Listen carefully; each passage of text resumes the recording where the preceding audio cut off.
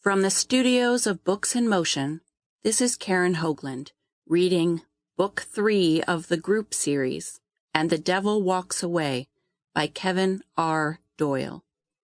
Now let's begin with And the Devil Walks Away. Prologue. Thursday, September 19th. A half-rotted stair riser creaked under Helen Lipscomb's foot, nearly snapping in two and sending a crackling sound throughout the stairwell. She paused, holding her breath and straining to listen for any indication someone had heard her. After a minute went by, she began breathing again, and even more carefully this time, resumed creeping upward. She had no doubt several of the apartments in the building were occupied, but in this part of Kansas City, it was probably common for people to sleep until well in the afternoon, in most cases not crawling out of their beds until the sun dipped below the horizon. And anyone who did happen to be awake no doubt followed the dictum that kept most inner-city residents alive. If it's not your business, ignore it. After several more seconds of cautious treading, Helen made it out of the stairwell and to the door of the targeted apartment. The walls practically sagged with the baked-in smells of overcooked food, human waste, despair, and just plain old rot. The front door to 5B looked about as scabby and dented in as most of the others she'd passed. Helen figured the person residing behind the eyesore liked it that way. Less notice from anyone. Fewer prying eyes. She paused to wipe sweat off her forehead. Climbing 5 flights of stairs wasn't the main problem, as she'd always kept herself in good shape.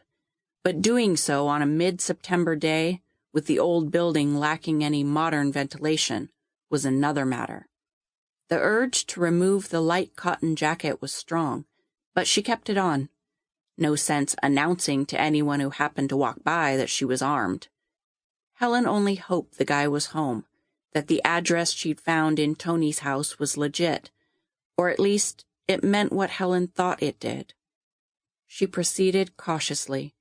With no one to observe, Helen crept up to the door, nestling as close as possible, and lightly placed an ear against it.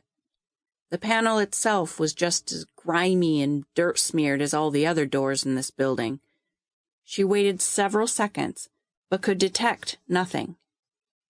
True, the building looked as if it had been built 80 or 90 years ago, and back then doors and walls came with a solidity modern construction lacked. But one could easily imagine that over time various breeds of termites, rats, and other burrowing animals had worn away at the structure.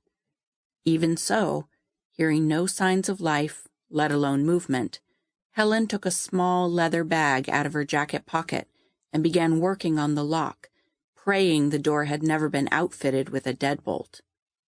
2 years earlier, she would have done almost anything rather than illegally enter a suspect's residence. Back then, she'd held almost a reverence for the system, even when it got in the way. That reverence, however, along with several other rock-ribbed principles, had vanished at some point in the last 24 months. After several minutes of effort, not being an expert picklock after all, the door swung open. Pausing again to wipe sweat off her forehead, Helen's hands felt slick, slightly grimy. The first order of business once back at the hotel would be a long, hot shower. Still not entirely sure the apartment was vacant, Helen eased the door open. She leaned forward and glanced around the edge, holding her breath against any creaking hinges or other slight disturbance. Her nose crinkled. The various effluvia from the hallway were even stronger here. Maybe because of the shut, bolted windows, or maybe the tenant was a lousier housekeeper than most bachelors. Either way, she frowned at the assaulting stenches mingling in the living room. Then she took another breath, and a much more prevalent odor hit her. Helen's stomach clenched. Her hands trembled. The living room contained only one piece of furniture, a ratty lime-green sofa with the springs poking through the bottom. Off to the side of the sofa, Sample complete. Ready to continue?